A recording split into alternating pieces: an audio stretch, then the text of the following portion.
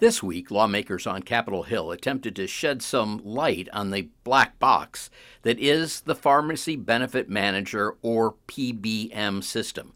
PBMs are the shadowy middlemen who claim to save patients money, but the hearing showed how they can be more driven by profits than helping patients. PBMs also operate in a black box. Nobody knows the details of the rebate deals they negotiate with drug manufacturers, creating perverse incentives for PBMs to choose more expensive drugs with larger rebates. If they truly pass rebate savings to consumers, like PBMs say they do, this would be a non-issue.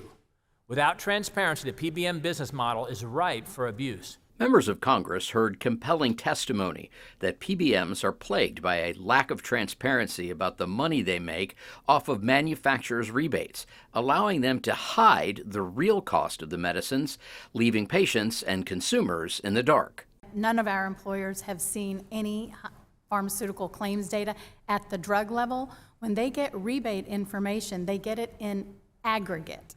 So that's not helpful to the employer because then they can't shop for it. We would want to see what the rebates are at the drug level. We don't get that level of information at the drug level. No employer I know gets that level of information from the largest PBMs. And on top of that, 3 PBMs own a massive 80% of the market and are partnered mainly with insurers, giving them a huge amount of influence over prescription benefits and blocking patients' access to the drugs their doctors recommend.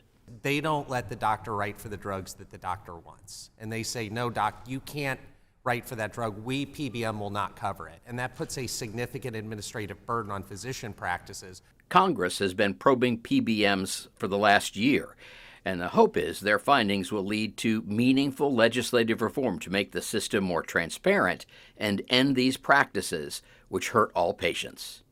This is Bio.News.